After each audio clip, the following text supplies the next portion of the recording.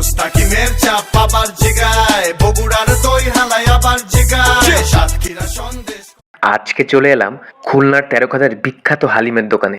হ্যাঁ সত্যি, এটি খেতে খুলনার অন্য যে কোনো হালিম থেকে আলাদা ও স্বাদে ভরপুর। আসলে ভালো। হ্যাঁ হ্যাঁ, আরো তো আমরা আগে পরে অনেক জায়গায় খাইছি, কিন্তু এনার খালিটা অন্যরকম স্বাদ। শাকিল এবার খাওয়া দেখে বোঝা যাচ্ছে। শাকিল, তুমি কি প্রথম খাচ্ছ এটা? হ্যাঁ হ্যাঁ হ্যাঁ, এই জায়গা প্রথম। এই জায়গা প্রথম? হ্যাঁ অবশ্যই এই জায়গায় প্রথম।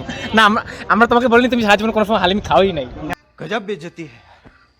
এখানে প্রতিদিন গড়ের সেল হয় প্রতিদিন ডাউল তো 6 কেজি 6 কেজি। আর আপনার বই 16 কেজি 18 কেজি, এখন কম। আচ্ছা আচ্ছা, শীতকালে তো আরো বাড়বে তাই না?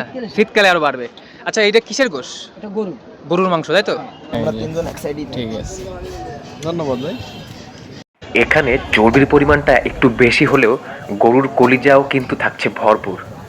মজা চাই, পেট ভরে খেয়ে নাও বুঝি সাও ভাই, মোস্তাকিমের চাপ আবার জিগায়, বগুড়ার দই হালাই। আপনি কি আমার এই ফুড রিভিউ করার জন্য কি টাকা দিবেন? না না না, কোনো টাকা দিবেন? ভালো হয়ে যা, এখনো সময় আছে। টাকা দিবেন আপনি? না, না। দেন নাই তো? খাবারটা আসলেই মজা। আমি এরকম হালিম ধন্যবাদ। মানে আমি খুলনা শহরে খাইছি, অনেক জায়গায় যাওয়া হয়েছে না, জীবন অনেক জায়গায় যাওয়া হয়েছে, কিন্তু এরকম হালিম মানে এই টেস্টটা না একটু আলাদা, বেশ ভালো লাগছে। ধন্যবাদ। আপনারা সবাই আসবেন। আমার নাম জানো কি? হালিম টিকিয়া কি জানো দোকানের নাম? আচ্ছা আচ্ছা, ঠিক আছে, ওকে।